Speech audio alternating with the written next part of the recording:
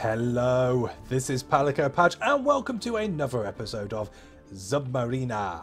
Sunless Sea Zubmariner. To give it its full name, you know, if we're going to do this properly, let's be formal about it, I guess. Sunless Sea Zubmariner. Last time round, we were in Gator's Morn, just finishing up a few things, nothing too crazy, and we were cracking on north, I believe. So let's have a quick gander. Yes, I believe we said we'd hit these two, see what all these are about, make our way up to Demeaux Island, open up this little bit of black area here, which is really annoying. We'll cross over to Sea of Lilies, up to whatever this may be underneath the Z, over to Kahn's Glory to hand in that coffee to get out of our bloody inventory. It's been there a while now. We may pop on up the east side of Frostfound and around just to open up this little bit of blackness, and then onto Mount Palmerston, which is where I'd like to end this episode. As you know, it very rarely goes according to plan, but there is a plan, and that's all that matters. There is a plan. And with that said, let's crack on. There's nothing keeping us here. Onwards. How's our fuel? So we've got 15 fuel, 14 supplies, which I think means we're full as far as our hold's concerned. Oh, minus the one. Oh, I think we also need to pick up some Scintillac, don't we? Oh, wrong button. Hang on a sec. I really want to finish off that thing with the adventurer. Venturer, is that his name? I forget his name now. Yeah, I've just written Venturer down in my list. We know he's in London. We know he wants 7 Scintillac, so we'll crack on with that as well. We need to head sort of in this direction. So yes, it feels like everything's flowing a lot better now. Everything seems to be going a bit smoother. I feel like we've definitely learned how things are going to be in this game. And obviously we can go underwater now, which is lovely. It's absolutely lovely. Well, we've got to be close to 30 episodes now. I said I think we're about mid-20s in the last episode. We're definitely not. We're definitely not. We're definitely pushing that 30th episode. This might be it. Who knows? I rarely count. I only put the numbers on when I put them out. So let's go down. So it's very hard to tell, but I'm still enjoying the game. I know it can be a little slow at times. That's why I'll try and fill the void with this jibber jabber. But other than that, it's all going okay. The impolite investigator's question. The impolite investigator approaches you, smiling. Now we're safely submerged. I have a question, sir. I've discovered that several crew members are attracted to you. Would you become intimate with any? If so, who? How would you engage? And why haven't you indulged yet? So we can refuse to reply. This is not a topic you wish to speak about with him. We are British after all. No sex, thank you. We're British. Respond with a secretive smile. Threaten to key or haul him. Does he want to play the voyeur? If so, you can arrange for him to be jettisoned from the submarine and dragged along. Maybe he can peek for a porthole and find an answer himself. Or eye him hungrily. Oh, that would have been a good one. Oh, well. Well, we don't want to give too much away. And let's face it, we are sailors. So there is a certain amount of gaudiness about us anyway. Or bawdiness, should I say. Not gaudiness, that's a completely different word. Bawdiness. So let's respond with a secretive smile. Let him draw his own conclusions. The investigator nods. That tells me everything I need. I know where to make follow-up inquiries. But before I go, I'd like some specifics. I already have some theories about your predilections. Would you confirm some of the details? Pervert. Absolute pervert. What we got here? That looks like a big mouth. And it's moving. Nook. We are in Nook. Okay. Let's go to the edge of Nook then, I guess. A gap in this colossal sea monster's throat has been forced open with a thick heart metal beams. They strain under the pressure, but hold. As you pass through, your submarine lights pass over a message carved in a floating piece of some unfortunate's hull. Beyond is Nook. Beyond is freedom. Beyond is... The rest is scratched out. So we can enter Nook. Water presses against the airlock door. The breathing and slithering of the beast gives it the rhythm of a drumbeat. And we have no other options, so I'm guessing we're going in via the mouth. You don your heavy diving suit and give the order to cycle the airlock. Water rushes in and you begin the slow swim down into the port. It soon becomes obvious that you are overdressed for the occasion. The people of Nook swim and breathe in the cloudy moor water with no apparent discomfort. Most are naked, with just a few clad in rotten rags that stream from their skin with no concern for modesty. Ah, it's one of those ports, is it? None will communicate with you, if they even can. Those who acknowledge your presence just laugh silently at your bulky suit and unnecessary air hose. You'll need a different approach. Okay. So we're going to descend naked into Nook. Well, that guy asking the questions, he's going to draw his own conclusions, and I don't think I'm going to appreciate them. At least you're unlikely to run into anyone you know. Well, you say that. You undress, every button, every stitch. The door opens, ice cold water rushes upward. Instinct holds your mouth shut. 10 seconds, 20 seconds. Your lungs burn. Holding in that last gulp of air, your legs thrash. You can't hold it in. It escapes. You're choking on water. It forces its way into your lungs, the taste of burning salt suffocating every attempt to gasp, scream, or... Then, through the exhaustion and panic, you realise you're breathing. It's hard work. Your lungs fight against the weight, but it's enough. You can tolerate it, at least for now. Good, we didn't drown. That's a win in my book.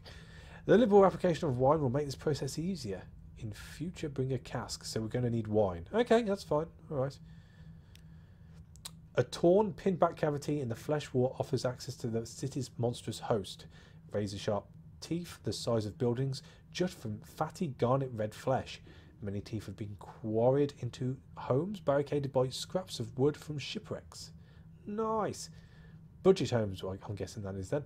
So we can swim upwards to the Great Moor. Attempt to mingle with the Nook folk. Compile a port report. We better do that first. No one here has anything to hide. Actually, no one here is hiding anything at all. Notes on Nook. A vile place. Festering. Acidic. No laws but those of tooth and claw, written in scars. Civilization? Impossible. Making tea would be a logistical impossibility. Yet the inhabitants seem content. Many have come here from London, the Carnet, the Presbyterian, abandoning cultured life for this tenuous existence. They grin, their mouths full of stolen flesh, or float naked and carefree. Many have nothing, and nothing to lose. A group of swimmers dart past, hunting gleefully. One squeezes your shoulder companionably. You've never met her before. Yeah, it's definitely this place. I hope to God that guy asking the questions isn't looking out of any portholes. This just would not look good. Would not look good. Well, we got our port report anyway. I suppose that's not too bad. We can take from the week. Return to the submarine or swim downwards to the serrated abyss. I think we should go lower. Should we attempt to mingle? Nah, screw them. Let's go lower. Let's see what's down there. Down here, the water is cloudy. It's green streaked by dissipated patches of coppery red. Only a few teeth still protrude from the walls. Instead, razor-sharp hairs line them, rippling gently in the current. So we can trade solid food down here for phosphorescent nodules. Don't know what that is. We can sample some nookweed. Don't like the look of that. Not a good percentage, is it? 24%. We can take a moment's rest, or swimming is exhausting. Or we can swim downwards to the bilious cleft. There's nothing here which really grabs me to do. I presume with this Nook water, we only get to choose one thing, so we don't want to do too much. But then again, if we go to 2 and we're only allowed to 2, then we're pretty much stumped after this one anyway. So let's take a moment's rest. All this swimming is exhausting. A niche within Nook. These deeper Nook folk either lack the confidence or strength to take a tooth for a home. Instead, they make use of the beast's walls. You follow their example. A bit of floating scrap, just sharp enough, slices through the flesh and exposes a soft tissue behind. You slide your legs into the warm meat and sinew, trying not to gag on the sudden rush of blood. The muscle clamps shut around your legs and chest. It would not be hard to pull yourself out, but unlikely that you find yourself floating defenceless up to the scavengers above, or down into the depths of the stomach. And it is warm, warm as a moist blanket. Against your better judgment, your eyes start to close. You now have a memory of Nook. Okay, interesting, I guess. So we're pretty much wearing this massive sea monster as a sleeping bag. I dig it. I dig it. Does that take us to 2 then? Nook, what? Right, so we've still got 1 to do. Well, let's go back up. And let's try and mingle with them now we've got a memory. They may be friendly now you're fashionably undressed, lost in freedom. They acknowledge your presence, but little more. Most shrink back, assuming you mean harm. Others deliberately swim just above you in a crude attempt at intimidation. They carry bone knives or tooth-tipped spears. A few gesture to you in welcome, invitation. It isn't clear. The slightly gluttonous water makes speech impossible, so the natives have developed a language of signs. You can interpret the most basic, a finger pulled across a throat, for example, is one of the more polite invitations to depart. Okay. And it would appear it's time to leave. Your lungs, unaccustomed to breathing water, are beginning to labour. You must return to your ship. There, the bright light of the submarine's main beam, the airlock, and home. Return to the crew. So we'll get dressed. Good, all is well. Anything that happened in Nook shall remain in Nook. Apart from my memory and the guy staring out the window. We won't worry about that. Any shops? Any shops? Well. Yeah, there's a few. Is that cheap for Stygian Ivory? 26?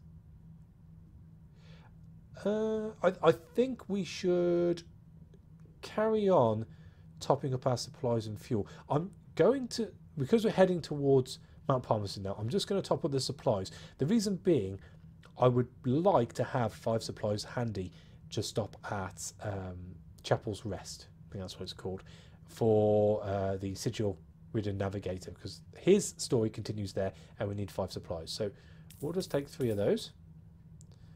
Coolio. How far to the next one? Pretty far. Okay, well, we'll travel a little bit outwards. Fear is okay for the time being.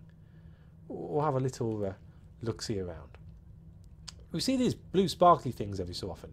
Last time it was a monster. It can't be a monster every time, surely. If it is, then we'll learn our lesson quickly. If it's not, then maybe a little bit longer.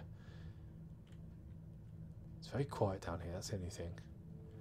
Very thoughtful. Time of your thoughts. Speaking of which, I've had a bad day. I'd say I've had a bad day. I've not had a very good day today. I was at work and I went to my car at lunchtime to go and grab my newspaper and orange juice like I do every day. Easy, easy. Keeping away from that rock. There's that sound again. It stopped. Oh, this way. And someone went into my car. They've kissed the back of my bumper. That's not a big thing. It's not a big... It's only a tiny, tiny scratch. But even so, no message left. No thank you. You know, screw you. No, nothing like that.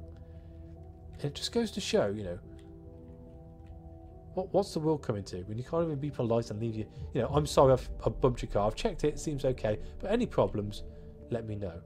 Oh, let's turn that off. What be you? What be you? Putterpony! Oh, should we take you on? It's only 120. We're behind. This is doable. This is doable. We're going a little bit quicker than them. That's anything. Oh, even the shots are muffled. Don't go into that. Oh, you bastard. Oh, he's turning around.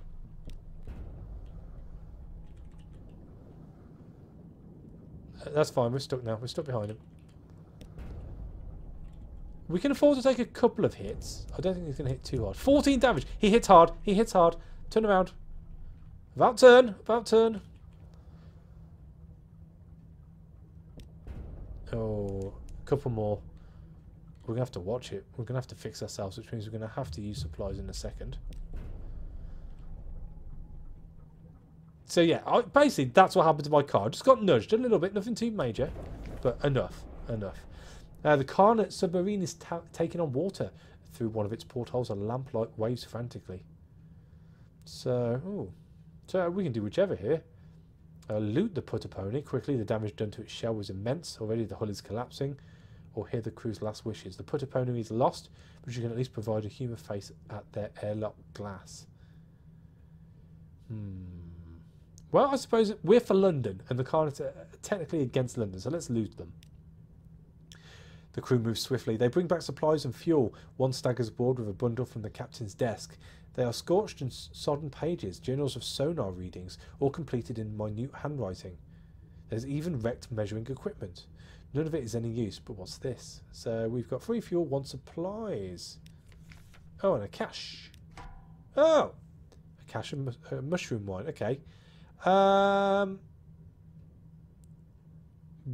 Honestly, I'm not fussed by the mushroom wine. I'll take the fuel and everything else, but that'll do. And that should have taken down Terror just a little. We're out of... Oh, air!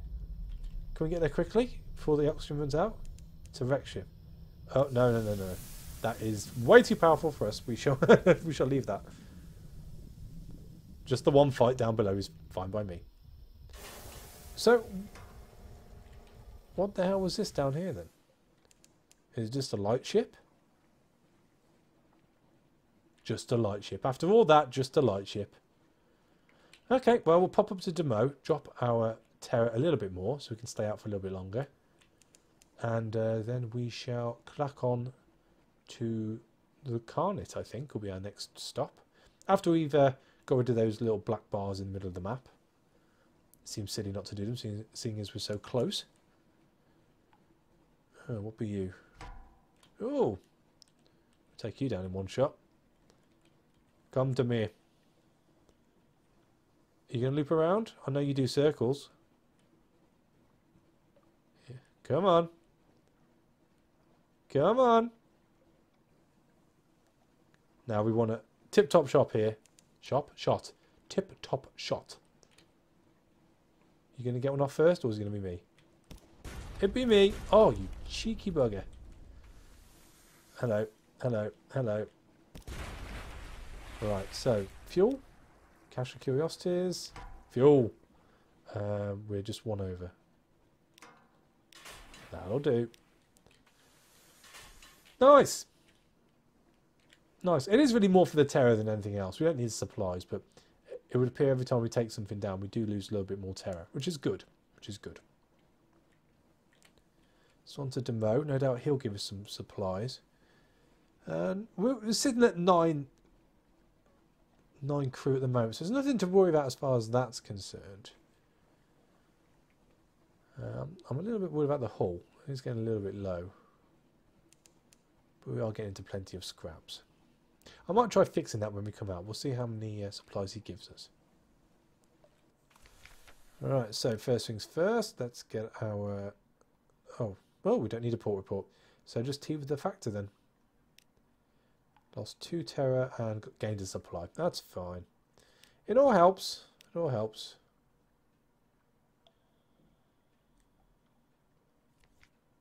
As it turns out, it's quite expensive, so we'll leave it. We don't want to be spending all our money after all. We will repair, though.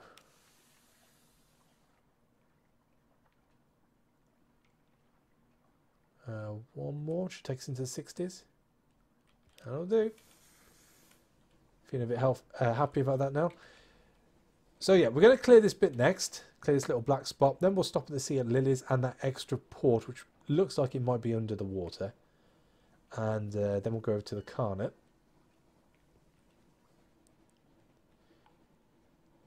Maybe it's just I've got more confident with this game. I'm a lot happier with the way things work. I don't feel, he says, like he's going to be caught, talking about it myself in third person. That's never healthy. I don't feel like I'm going to be caught out by anything too silly in this game. Although you never know. All it takes is something you're just not quite aware of or fully understand, and you'll be swimming with the fishes, and not in an airtight compartment either. One more square, we can turn around. I've also been looking at our lifetime achievement thing, which is to be a venerable explorer. It's a difficult one. It would appear that I've picked the most grindy end game scenario I could have.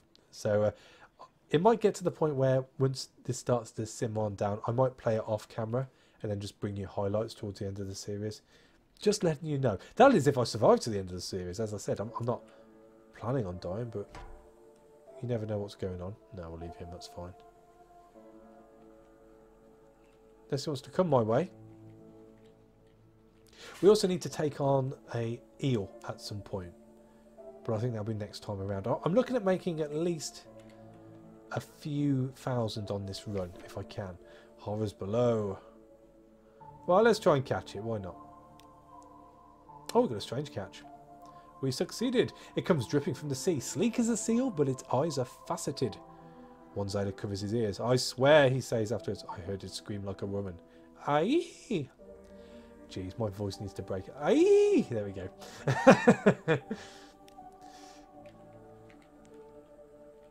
So this is the problem with my job. I work at a wholesaler, so I talk all day. I talk for a living. Selling stuff to people. Making sure they get what they want. And by the time I get home and I start to record, my voice is knackered. But, you know, I soldier on through for you, dear watcher, viewer, reader, listener, whatever.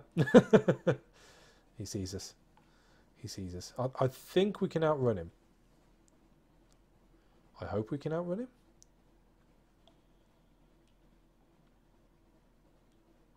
He doesn't appear to have a charge. That is good to know. That is good to know. I would say we're only marginally quicker than him.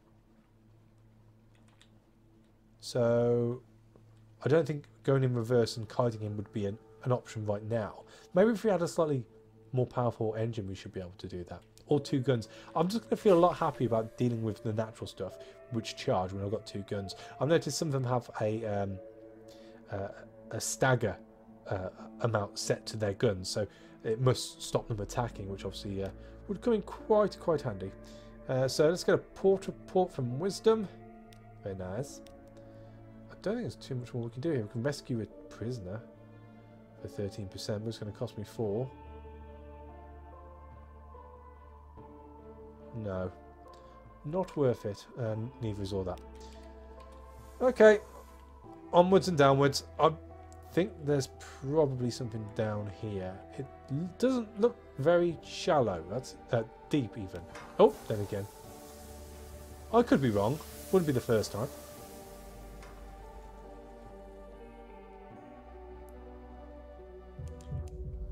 And here is the port of Scrimshander.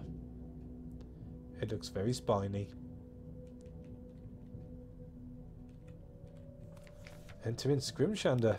Before you looms the bone tower of Scrimshander, the city of remembrance. Ivory structures jut from the pile, supported by buttressing tusks. As your light plays across them, you can make out inscriptions, names, pictures, and dozens of lost languages.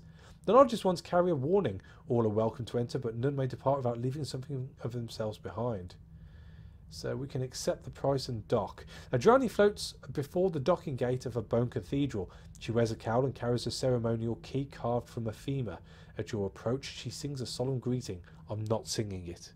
I'm not singing it. Soldier, scholar, servant of art. History welcomes without toll. But be warned ere you depart. None who enter escape whole. Before you have to pay a price to depart from Scrimshander. No reason to commit yourself to history quite yet. I'm interested to see what I have to relinquish. So let's do it. Let's do it. A cowed crew. The Guardian unlocks the ivory gates. Steel glints in her fingers as she carves an image of your ship into her massive bone key. Your brave crew decides to remain on ship as you disembark for the tower's dry centre. Okay. Okay. You walk down a damp nave of bone. Intricately carved ivory walls depict improbable scenes from history. The walls are edged in tiny finger bones, each bearing a single name. Inhabitants wear ashen robes and carry steel-tipped bone quills, but you recognise most as drownies or shell-earned expatriates. While most are quiet and ignore visitors, you hear heated arguments over interpretations of the sacred remains. Sacred remains which will include whatever you leave behind when you depart. So we can take a note from Veiled Woman, wander the halls, gather at the stage of history. Well, we'll compile a port report first, methinks. Consider it an ongoing history of the present. Few visitors, fewer departures. The inhabitants of Scrimshander spend much of their time preying on the mysteries of the past. They spend almost as much time arguing about their interpretations. Salted residents often collect nearby salvage, studying the results and inscribing their interpretations on any skeletal remains. but those who leave too often are easily recognised by what they have left behind in their travels, memories, personalities and bones. Otherwise they rarely consider the present, certainly not with the same focus they give to the histories buried within their tower. Recent world events are met with polite silence, unless it prompts an anecdote about its similarities and antiquity. Apart from old grudges and new theories, very little changes here. Sounds like a grim place, to be honest with you, but there you go. It looks like we can do all of this. There's no... Other than our something scary awaits us on one of the halls, we can do the take a note, so we'll do that. A middle-aged woman in a veiled hat is staring at you, waiting for you to notice and listen to her. The Imperious Sister's tale.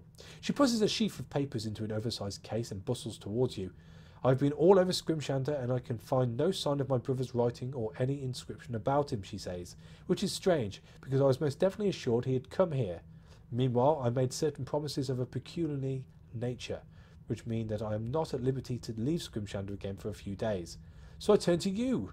Lucky me. Could you assist me? Are your services for hire? Is it a matter of family loyalty or of the ties of blood? Okay. The woman is no longer exactly youthful, but she speaks passionately from under her veil. Perhaps she has studied heroines on the stage. I need help to be reconciled with my dear brother. Well, we've gone this far, I might as well listen to her. She's very urgent to speak with you. She has a brother who is dear to her, a sensitive soul, very reserved. He used to work for the Admiralty. Something happened to distress him there. When I asked about it, he said that I had enough to worry about with my own concerns. My husband was ill at the time, but I could help him, if he would only permit me to know his troubles. For, you know, she puts a hand on her heart, bearing one another's burdens is what makes us truly good. She tells you that you'll need to go to Igul, the city of regrets, find her brother's regret and return it to her. She will pay gladly. Okay. Did we go to Igul in the last episode? I can't remember. Let's wander the halls. The higher in the tower, the more recent the tales. Perhaps they can be useful. The simple houses are built with bricks of ash and bone dust. Each bears a finely engraved story, from the mundane to the profane. Some bricks tell the same tales, from different and contradictory sources. You spend a quiet hour reading the side of a derelict house. A handful of its tales are suspiciously familiar. Oh yeah, so we've gained 10... Is that it? 10 fragments? Ooh, rubbish. Let's gather at the stage of history then. Scholars file quietly into a pair of great ivory doors at the far end of the hallway. When they stumble out again, you can hear raised voices, arguments and laughter. To the amphitheatre! After the reverent silence of the outside, the boisterous noise of the amphitheatre washes over you like the heavy sea beyond these walls. Actors strut in the amphitheatre of bone, performing historical plays of dubious veracity. An audience watches from below, with each roaring drunk member applauding or jeering different details of the work. Above, an imperious figure wearing a crown of ivory judges each performance from a raised theatre box. All are served by a single man, weaving between the crowd and wearing a perpetual smirk. So we can talk with the glib historian. Watch a fierce debate. Trade coffee for time in the archives. Not too fussed about that at the moment. Trade wine. Maybe we should have kept the wine. Agree to search the ivory archives for a hero.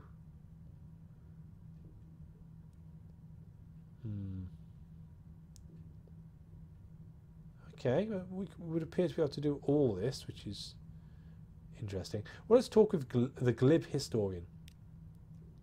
The mushroom wine he serves is stale. The plays he announces are questionable at best, but the impeccably bearded man with the olive skin laughs at every performance and has a smile for every patron. Roaring theories on the stage of history. Some cheer history as the work of brave and inspired heroes, especially them who wish they could be heroes themselves. The glib historian rolls his eyes theatrically. Others say it's all shaped by cyclical, is that right? Cyclical changes in scientific progress, economics and such. But nothing gets in the way of a good story quite like nuance. He spits out the word like a rotten grape. We'll let him argue up on the stage and give an ivory crown to whoever's most convincing at the moment. He waves a hand at the temporary monarch in the raised seat above. But far as I'm concerned, he confides, filling a patron's mug of cheap wine. History is what you make of it, and I make a killing. Fair enough, fair enough.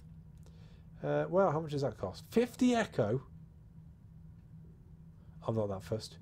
Let's agree to search the eyes for it. Well, I suppose the hero's better than the pattern, just in case we can't do this after.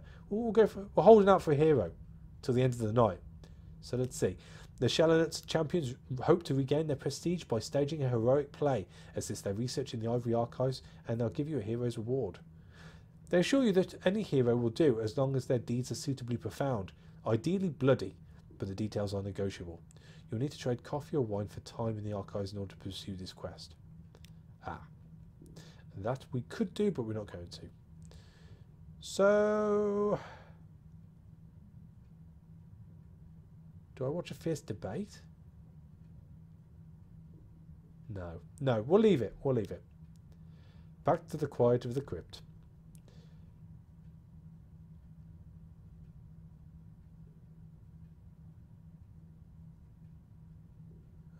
So go at the stage of history.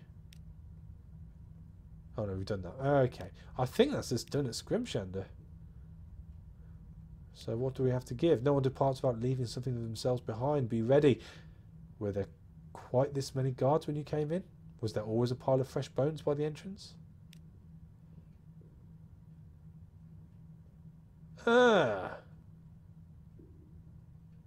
Okay. Well, we need to make note of this for next time. So, departing Scrimshander. No one may depart Scrimshander without leaving something of themselves behind by which to be remembered. Tradition demands it, as do the muscular guards at the gate. Their sharpened bone quills are at the ready to collect your donation. So can provide transport for a scholar. A bandaged scholar stands near the exit, angrily brushing ash off himself. As you approach, he brusquely demands passage to Hideaway. Of course, he'll pay. Okay, yeah, we'll take you on. He studied remains of the 100 Wars and read of 1,000 bitter ends. Now he seeks the survivors so he can interview them in person. He assures you it's a purely academic interest. His life has been splendid. Personally, he merely wishes to see how they live with themselves. Okay, again, I'm not sure if it's Hideaway we saw last time. What do we have here? So we can leave behind some vitality, which is an iron. Don't particularly want to do that. We can leave behind our warmth. That is one of our higher ones. We can leave something behind a little more tangible. One guy carries a butcher's cleaver. With a shudder, you recall how many finger bones decorate the tower. You can have a heart, I think. You don't really need it down here, do you? The chronicler kindly offers you a seat at her desk. She lights some incense and lays out a fine scroll of vellum. When you've made yourself comfortable, she hands you her bone quill and asks you to write the names of your crew. The quill is clumsy in your hand as you write. After the third name, it slips from your grasp, pricking your finger. Gripping it tighter, the sharp edges press into your flesh. Blood runs down its length and pools on the page. You feel a pang of guilt for ruining the vellum, but it passes as the names continue. You wake up with a start. The paper is covered in ash. It doesn't matter. You leave without looking back. That's fine. I dig that. That's fine. And that is Scrimshander done, he says.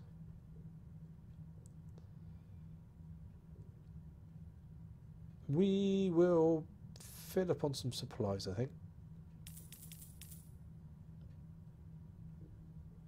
If we go all the way, because it's relatively cheap. It's taken a bit off our echoes. Never mind though. We've got plenty to be able to do the Chapel of Lights. But that's going to be in the next episode, because this one's gone on quite a bit. Lots of reading. Going to go get myself a drink now. So thank you for watching. As always, a like is appreciated, and I'll catch you on the next episode. Take it easy.